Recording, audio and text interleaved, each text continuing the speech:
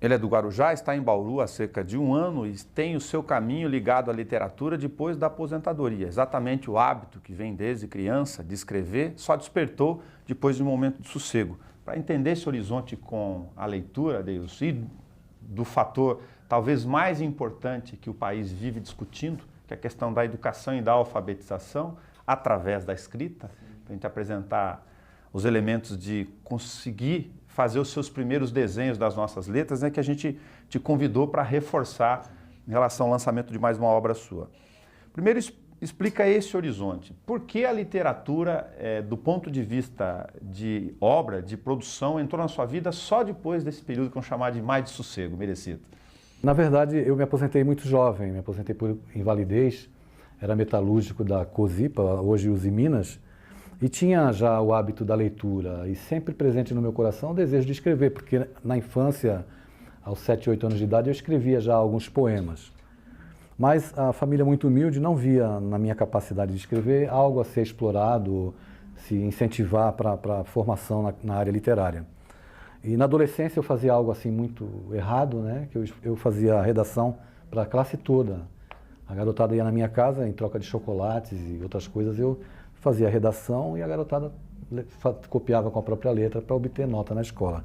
Eu não aconselho ninguém a fazer isso. Claro. Já mais velho eu escrevia algumas cartas de amor para os colegas, tipo Cyrano de Bergerac, da literatura francesa, e apenas aos 40 anos, eu participando de um concurso literário de poesias, promovido pela Prefeitura do Guarujá, eu tirei em primeiro lugar, e dali para frente não parei mais de escrever. Comecei a escrever alguns artigos sobre variados assuntos, que começaram a ser publicados no jornal local, que falava sobre o comportamento humano de maneira geral. E eu entendia que eu precisava mergulhar na leitura, e quanto mais eu lia, mais esse universo despertava dentro de mim. Eu entrava em ebulição, assim, criativa, e o desejo de escrever era muito grande. Mas você já tinha essa conexão com a questão da escrita, como você contou, Sim, desde menino. Desde menino, mas ficou perdida, né, ao longo do tempo. O curioso é isso se despertar na fase adulta. Na fase madura, adulta, né? Justamente. E foi na hora em que eu me aposentei, fui obrigado a me aposentar, que mergulhando no mundo dos livros, mais ainda, eu soltei o desejo de escrever e comecei a colocar no papel as coisas e aí começou a acontecer. Sem juízo de valor sobre os pais, mas pegando a sua história para conversar sobre a questão da formação do ser humano, né? Os seus pais não perceberam esse dom em você? Foi uma questão de oportunidade ou a situação de vocês, da família, enfim, não era legal, favorável. O pai favorável a pensar em a escrita como um meio de vida, despertar isso? Os pais não tinham instrução e visão acerca da importância da literatura. E o meio também não era favorável naquele instante da nossa vida. Mas era algo que vivia em ebulição dentro do meu coração e da minha mente. Quando você era criança, usando-se recordar desse elemento, se você lia sobre tudo, o que te despertava? Quem me despertou, na verdade, para a literatura, que fez eclodir no meu coração, na minha mente, o desejo e esse encantamento que o livro me provoca, porque eu gosto de estar no meio dos livros, foi uma das minhas professoras que contava histórias na sala de aula. Então, todas as aulas que eu tinha com essa professora me tiravam do planeta, né? Faziam com que eu voasse pelo mundo. É a expressão de entrar no imaginário. Entrar no imaginário, de você sair estar de corpo presente no local, mas estar no universo. A escola que você conhece hoje, sobre a qual você discute, através das suas obras ou não, ela ajuda a despertar esse horizonte? Algumas escolas ajudam. Nós necessitávamos na sociedade de uma conscientização maior com relação a esse aspecto literário. Se fomenta muito pouco literatura. Poderia se fazer mais ainda. Poderia se promover concursos e tantas outras coisas que motivassem a criança e o jovem a ler. Eu entendo que ainda se faz muito pouco. Haja visto o que acontece no Enem, onde a prova não é difícil. A dificuldade, na verdade, do Enem é da interpretação. E isso é gerado pela falta de leitura e de intimidade com a palavra, com a letra, né? Parece contraditório isso, mas a gente, por causa dessa deficiência estrutural do sistema de ensino, estamos formando analfabetos orgânicos? Sem dúvida alguma. É interessante. E hoje, com a linguagem da internet e tudo, dificulta muito mais. Tem acontecido uma contaminação da literatura em si com esse novo idioma, esse neologismo que se faz na internet, nos meios de comunicação. E o jovem, não lê. Deus, eu falo desse universo, dessa escola ainda, para olhar para você que escrevia, e é o professor que tem que fazer essa observação ali do conjunto de alunos que está do lado. Estou colocando aqui na nossa conversa uma lembrança de 2 gêmeos que pintavam muito bem, um outro menino que fazia uma escultura maravilhosa, perfeito. E eu, para desenho, nada, mas gostava muito de ler. De como a escola deve absorver esse conjunto de características logo cedo para tentar, depois pensando numa escola ideal, né, que faça esse estímulo à leitura, de fazer esse direcionamento depois natural. É verdade. É interessante que a escola ela tem uma preocupação em formar intelectualmente a criança, o jovem, mas a escola ela não tem essa percepção. O método de ensino ele é castrador, ele não incentiva para que os talentos brotem naturalmente. E essa percepção, é claro, a gente vai entrar no campo do educador, entra no lado da desmotivação e todas essas coisas, mas para ser educador é preciso ter a sensibilidade e o gosto de se saber que a mudança do mundo passa pela mão do educador, obrigatoriamente. E a criança e o jovem, eles manifestam, sim, os talentos que ele tem, mas é preciso que haja uma observação, uma escola com uma outra estrutura que privilegie mais a sensibilidade do que o aspecto apenas racional, né? E como você vê, como escritor, agora também projetado o tempo no sentido inverso, a cartilha do Caminho Suave, a gente estava conversando sobre aquilo, até confessei, falou, eu sequer conhecia, nasci lá em Itaberá, onde não usava cartilha. Mas desses métodos pedagógicos, se eles também, aproveitando o nosso raciocínio, estimulam essa formação que é ruim, que a gente estava falando. Essa cartilha Caminho Suave, ela formou gerações. Então, quando se fala em Caminho Suave, até o título da cartilha, Caminho Suave, uma maneira de se aprender, de se alfabetizar de maneira amorosa, vem aquela coisa romântica na mente, ou a lembrança da infância que é sempre cara ao nosso coração, mas existem hoje métodos e a tecnologia hoje, ela deveria ser uma aliada muito poderosa no sentido de fomentar a cultura, de fomentar a literatura. À medida que os jovens, quanto menos os jovens têm acesso ao livro, eles não leem praticamente nada, fica mais difícil você ter escritores, pessoas que têm a alegria de trabalhar com a letra, com a palavra. Para que se tenham bons escritores, é importante ter ótimos leitores. Sem leitura, né? Porque o leitor e o escritor é um canibal, né? Ele se alimenta do que lê e produz, aliado à sua inspiração, aquilo que ele tem como bagagem, enfim, de vida e tudo mais. Então, a cartilha Caminho Suave tornou meu caminho suave para a alfabetização, não é? E é muito caro essas lembranças ao meu coração. Mas eu entendo que, sem ser saudosista, embora com boas recordações da Caminho Suave, nós temos hoje instrumentos poderosos para fomentar e incentivar a leitura. Vamos pegar esse horizonte seu ainda. Você viajava nas histórias, isso te estimulando, ia formando um processo criativo natural interno ainda do menino, e depois na fase mais madura, saindo da adolescência para a juventude. O que você leu em particular? Eu leio tudo. Eu leio João Cabral de Melo Neto, eu leio Cecília Meirelles, eu leio Clarice Lispector. Mas você já está falando do Adeilson, escritor, de 40 para cá, ou essa formação lá dos 15 aos 20, não, de 40 também é uma fase muito preguiçosa? É preguiçosa, de 40 para cá. Lá dos 15, a minha leitura era Monteiro Lobato. Né? Eu me lembro, o meu primeiro livro, a escritora ela já faleceu, ela vai até me perdoar, que o nome dela me escapa agora. Foi um livro chamado As Aventuras do Escoteiro Bila. Se colocar no Google lá, a gente vai descobrir, eu vou atrás dela e reparar esse equívoco que eu estou cometendo com ela agora. Até manifesto a minha gratidão, porque foi ali, e através dessa minha professora no primário, que eu comecei a mergulhar no mundo da literatura. Eu faço algumas oficinas literárias em algumas cidades onde vou, e eu sempre digo, quem presenteia uma criança com um livro, e aí eu sempre chamo alguém que está participando da oficina para ficar de frente para mim, e eu coloco o livro nas costas, né, da pessoa. Então, quando você dá um livro para a criança, você está dando asas para que ela voe pelo mundo das próprias escolhas. Está dando condição de crescimento, de evolução e tudo mais. O livro é algo que realmente alimenta a alma. E tem que ser o quê? O professor, para esse gênero específico, para despertar de fato aqueles que vão ter vocação, respeitando os que gostam de ser matemáticos, físicos, as vocações naturais do dia a dia. Ele tem que ser meio Forrest Gump, usando um exemplo da tela aqui, ou não é? Ele tem que tentar contagiar na sala de aula, ou não precisa ser meio showman? Não, eu acho que tudo isso faz parte, né? Faz parte. E se ele for um pouco Forrest Gump, ele também vai ajudar.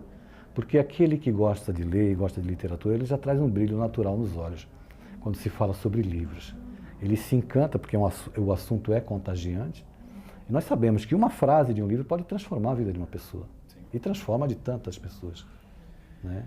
A literatura que se descobre ou se exige para o vestibular, ela tem obras absolutamente carrancudas, usando um termo aqui bem sisudo, como Helena de Machado de Assis, Dom Casmurro. Dom Casmurro, uma literatura densa, pesada para um jovem. E aí, o que fazer? Insiste com Dom Casmurro ou também vai para as aventuras de Tom Sawyer para brincar um pouco? Não, eu acredito que a gente deva partir para o campo das aventuras, preservando, é claro, o valor dessas obras, sempre citando e sempre trazendo a informação daquilo que ela trouxe e traz como contribuição para a literatura de língua portuguesa. Mas a aventura, esse encantamento que os adolescentes veem nas obras de Pedro Bandeira, por exemplo, Carlos Heitor Coni, que também escreve para jovens, Luiz Galdino e tantos outros autores de literatura juvenil, é importante que tenha essa pitada, porque faz parte do contexto de vida do jovem. No contexto de vida do jovem cabe a aventura, cabe o sonho e o encantamento. E o livro Dom Casmurro, por exemplo, ele é um tanto quanto rebuscado e sério demais e está fora dos padrões comportamentais de hoje. É muito complicado o jovem entender certas situações que se passam no Dom Casmurro, Helena, ou no Ateneu. Isso do ponto de vista da temporalidade, para citar o Dom Casmurro. E do ponto de vista da questão da linguagem. Quando você vai para Guimarães Rosa, por exemplo, que inventou um dialeto específico. A linguagem rebuscada, ela afasta o jovem da leitura. Ele não tem prazer, porque a leitura deve ser algo prazeroso. Porque à medida que você lê, você vai se envolvendo e vai despertando o desejo de conhecer e de ler mais. Porque aquele prazer que as letras te trazem, de você se deslocar do local em que está e passar a sonhar ou vivenciar, ou se tornar um personagem do livro, é preciso que tenha acesso. Então, a linguagem, ela deve estar, na minha opinião, de acordo com a época. Para aproveitar a citação literária desse período pré-vestibular do colegial, se você sai, por outro lado, de Sagarana de Guimarães Rosa, você encontra, vou citando aqui de memória, um grande prazer das historinhas do Pedro Bala, do Capitães da Areia, do Jorge Amado. Sim. Também tem livros mais densos, mas também tem histórias mas tem história gostosa. Gostosas de se viajar nela. É verdade. Esse misto, você acha que o vestibular brasileiro deveria se preocupar? Deveria se preocupar, porque assusta muito os jovens, e eles reclamam demais, porque é muito maçante de fato. Há 6 meses do vestibular, eles terem aquela lista enorme, ou há 8 meses, de livros para ler, livros que realmente complica, porque a linguagem não é adequada e ele tem dificuldade em assimilar. Aí vou fazer outra crítica ao vestibular. Vai fazer daí um exercício preguiçoso daqueles resumos, de se aprender quem são os personagens e não vão degustar a literatura completa. Não, de forma alguma. E a literatura deve ser degustada, saboreada. Agora, Adilson, e o seu estilo próprio? Dentro de uma variação grande de leitura para infantil, como você acaba de lançar, com a conexão com a internet, com a questão da linguagem, apropriando a ferramenta de comunicação moderna, mas também livros de autoajuda, infanto-juvenil, você se liberta também para escrever em mais de um estilo ou linguagem? Eu gosto muito de escrever de maneira poética. Eu gosto muito de trabalhar com metáforas. E eu acho a metáfora assim, algo prazeroso de você trazer exemplos e ensinamentos. Eu tenho uma literatura que não pretende e não é catequista. Eu não desejo que o leitor pense como eu. Eu estaria violentando o leitor. A literatura, na minha concepção, deve ser sempre propositiva, para que o leitor possa ler, se indagar, se de repente ele descobrir nas entrelinhas da leitura algo com o que ele se identifique e se questione. Você coloca a frase, então, ou as suas ressignificações como um elemento de aprendizado para aquele que está lendo, para deixar ele também provocar nele uma outra interpretação, se for o caso? Sem dúvida. Eu escrevi um romance que foi lançado recentemente, que se chama O Homem que Ouvia Estrelas. É claro que eu escrevi esse livro a partir da Via Láctea, do Olavo Bilac. Sim. Então, durante todo o livro, um personagem que ensinava aos outros a ouvir estrelas. Na verdade, ele ensinava as pessoas a amar, porque a ideia é só ouve estrelas e entende as estrelas quem ama, segundo Olavo Bilac, e é verdade, eu concordo plenamente com ele. Então, é um livro de aventura onde o personagem vai cruzando com os seus interlocutores e com seus conflitos humanos. E ali ele vai propondo uma mudança de conduta diante da vida, de procurar ouvir e ver as estrelas, ou seja, de ouvir e ver as coisas e sentir as coisas simples da vida. Você falou sobre o uso da figura de linguagem, da metáfora como um elemento que já é para mim uma relação de buscar sonhos também, Sim, imaginários, sim. para você tentar abstrair outros significados, a questão da ressignificação, né?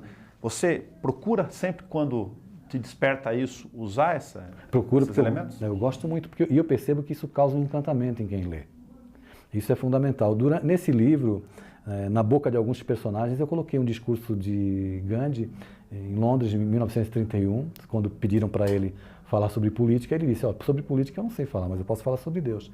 Então ele tem um discurso ali que eu adequei à boca de um personagem que aparece numa praça pública. É claro que eu faço a citação que o texto é de Gandhi.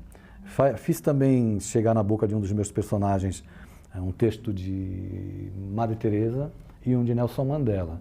Então o livro é bem assim interessante nesse caminho que eu acabei trilhando. Nos livros juvenis eu procuro sempre colocar a escola como pano de fundo, que eu acho que é fundamental, sempre trazendo autores. Um dos meus livros, que já foi até traduzido para o inglês, chama-se Meu Primeiro Amor, para jovens. Eu faço uma homenagem ali explícita e clara à Cora Coralina. Então eu acho que esse universo, eu enriqueço meus livros com outros autores e trabalho essas questões metafóricas que são sempre bem desafiadoras e bem provocativas, né? Com um balaio cultural, com essa amplitude e abrangência, como você coloca a questão da sua filosofia de vida, em especial, por exemplo, do ponto de vista das convicções, onde a convicção espírita, por exemplo, entra nesses elementos ou não? Depende da obra. Você sabe que a convicção espírita me trouxe, agora aos 53 para 54 anos, um legado, que é apenas viver. Eu não estou preocupado se existe vida depois da morte, eu estou preocupado se existe vida antes da morte. É ter qualidade de vida hoje, é respeitar as pessoas hoje, é amar hoje, é abraçar hoje, é não dormir aborrecido com ninguém. Então o meu trabalho nas escolas, eu faço muitas palestras em escolas, eu sempre encerro, eu já estive em escolas assim violentíssimas em Porto Alegre, onde eu fui convidado a me encontrar com jovens. Eu sempre digo no final, eu trouxe para vocês um saco de abraços grátis para distribuir. E eu percebo que depois de abordar alguns assuntos provocativos, quando a gente fala de relacionamento pais e filhos e tal, que os jovens vêm me abraçar e eles acabam se identificando apenas num abraço, não é preciso dizer mais nada.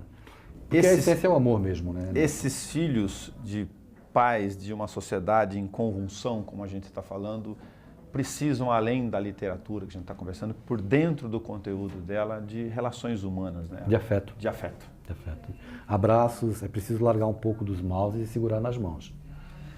Muito boa essa relação. E aproveitar da sua situação de largar dos mouse e segurar nas mãos para falar como você usa o ambiente da internet, ou como você vê o ambiente da internet, como essa fragmentação de linguagem. Eles escrevem tudo picadinho, né? Sim, tudo picadinho. Eu tenho página no Facebook, tem lá 5.000 amigos e tal, e eu sempre coloco uma frase pela manhã, uma frase à noite, ou alguns parágrafos. E as pessoas curtem lá, porque a gente procura sempre falar o coração, né, Nelson? Tá. A maneira mais fácil de chegar ao leitor é pelo coração. Mas e aí? E o jeito de conversar na internet? Não, eu não, que é absolutamente rápido e... Sim, mas eu não fracionando palavras. Não adotei ainda esse fracionamento de palavras. Internetês. Eu ainda preservo a maneira tradicional de se escrever. E que visão que você tem sobre a biblioteca dentro desse universo, Adeilson? A biblioteca para a gente, para as nossas gerações, é completamente diferente para os nossos filhos? A biblioteca, para quem gosta de ler, é um parque de diversão, né? Mas para quem não gosta de ler, a sisudez de uma biblioteca, aquele ar, às vezes, excessivamente sério, também contribui para que o jovem não tenha, assim, não se sinta à vontade. Então, veja, o aspecto visual, sem tirar as prateleiras e tudo, ele também poderia ser adequado ao jovem, de maneira mais colorida, um ambiente mais alegre. Tudo depende muito do que a biblioteca propõe. Existem livrarias que têm espaços juvenis espetaculares. E os livreiros percebem isso, né? Mas as bibliotecas municipais e tal, elas mantêm ainda aquele ar muito tradicionalista. Mas se elas forem estáticas, só com seus cimentos e as estantes paradas, sem nenhum elemento de interligação... Ela não provoca nada, né? O livro tem que provocar. A literatura que não provoca não é literatura. Ainda aproveitando a questão de provocar, no bom sentido do escritor em relação à internet, Que visão você tem sobre a internet? Você escrevia das cartas dos meninos lá na sala de aula e está acompanhando como escritor essa fase de interação teoricamente aberta. É um paradoxo? Um mundo teoricamente aberto através da tecnologia para o mundo lá fora, que a gente está conversando, mas também altamente individualista, internamente como comunicação. Mas veja, a internet, como todo meio de comunicação, ela tem sempre o seu ponto positivo. E é o homem que dá a conotação que lhe toca mais de perto. Então eu vejo que os tablets, os e-books, são muito importantes no contexto atual, para esse jovem que já cresce mexendo com o computador. É fabuloso que ele possa ler um livro ali em e-book. Eu tenho os livros tradicionais e tenho também o leitor digital. E nos dois a minha alegria é a mesma. Claro que o prazer de se folhear um livro é bem diferente para os tradicionalistas como eu. Sim. Mas no avião, quando eu viajo, como hoje, por exemplo, levo o e-book e vou lendo a viagem inteira. Você vê esse horizonte? Eu acabo de conversar, por exemplo, com um autor, um poeta paulistano, Celso Viafra, que depois de 9, 10 CDs, reconhecido no meio da MPB, experimentou lançar um romance vinculado à música. À medida que vai passando os capítulos, de vez em quando você aperta no e-book um play lá e aquela música fala sobre aquela cena. Não é lindo isso? E ele está viajando nessa história de ouvir e cantar e escrever. É muito lindo. E aproveitar as expressões. Olha como a literatura ainda tem universos a serem explorados, né? Mas você acredita na questão do tradicionalismo ou isso é muito bobo ainda de se Não, eu acredito. Não, eu acredito. Manusear no papel. Não, eu acredito. Eu tenho prazer em manusear. Eu sou como muitos aí que pegam o livro, a primeira coisa que faz é cheirar, né? Para sentir o cheiro da tinta ali. Aquilo me encanta até hoje. Eu faço isso sempre. Eu mantenho ainda essa tradição. Ela pode até se perder aí com os anos, mas nesse momento eu me alimento disso. A essa altura, com mais de 50 livros, outra curiosidade. Como você organiza o teu tempo entre, por exemplo, obrigações como agora, veio gravar com a gente, já está indo para uma Bienal, enfim, está vivendo a história do escritor, faz parte do calendário, do seu organograma de agenda no dia a dia, mas quando você vai escrever, você precisa do seu espaço, do seu silêncio ou não? Depende muito, eu já escrevi até em aeroporto, né? Esperando a conexão de voo, porque quando você está envolvido no clima do romance ou da história, daquilo que você está produzindo, eu estou andando, viajando e vivendo a história. Eu estou iniciando um romance novo para jovens e para escrever esse livro eu estou terminando de ler o Diário de Anne Frank, né? Porque eu quero escrever uma aventura de adolescentes àquela época e depois esses personagens se encontram no contexto atual numa escola. E eu estou a semana inteira vivendo, né? Vivendo e pensando e elaborando e pesquisando nomes em alemão para poder montar a história que já está na cabeça há algum tempo. Isso que eu ia contar, o roteiro do chamado começo, meio e fim, se é que tem que ter fim, né? Sim, se é que tem que ter sem ser pragmático, ele está na sua cabeça. Você está amarrando isso do ponto de vista de contexto de pesquisa. Contexto de pesquisa. Eu fiquei com um livro 3 anos na cabeça, que está sendo lançado agora, que é o Evangelho segundo um Adolescente. Então eu não quis escrever um livro religioso, mas eu fiz a adaptação da história da vida de Jesus através de um sonho de um adolescente que sonha e é testemunha da história de um Jesus adolescente vivendo hoje, nestes dias. Por isso é que você chama do livro da sua vida? Por causa dessa relação emocional? Por causa dessa relação emocional, porque ele mexe muito quando existe um Jesus adolescente com apóstolos adolescentes, que tem na figura do traficante a figura do Herodes. Tá. Então eu fiz essa analogia do contexto atual para o contexto da época de Jesus. Só que esse Jesus adolescente, ele não multiplica pães nem peixes, ele multiplica livros. Você faz paráfrase, então. Isso, ele multiplica livros. Ele vai preso, vai para a FEBEM, no final da história ele morre também, mas morre entre 2 menores infratores. Tá. Me desculpe a curiosidade, Por favor. Eu gosto de compor música, então eu fico tentando imaginar o universo da tua cabeça aí. No mundo da música, eu já sei, por exemplo, que se eu não paro para guardar uma composição, uma ideia na hora em que ela se concebe, à noite ou não, eu corro o risco, e já fiz isso, de perdê-la. Já conversei com outros compositores. E na literatura? Também. Existem ideias que vêm e eu já escrevo, já salvo o documento para, a posteriori, fazer o trabalho. Mas aí é a base ali daquilo, dos caminhos onde você quer, Sim. como se fosse fazer um briefing ali. É isso, justamente. para poder ficar organizado. Sim, eu dou os primeiros parágrafos, eu coloco a organização daquilo que eu pretendo desenvolver, depois eu desenvolvo. Mas como a escrita também é uma viagem no tempo e no imaginário, com essa relação prazerosa, você já ocorreu ou ocorre de mudar ou transfigurar esse roteiro para outros caminhos? Sem dúvida, totalmente, totalmente. É muito dinâmico, né?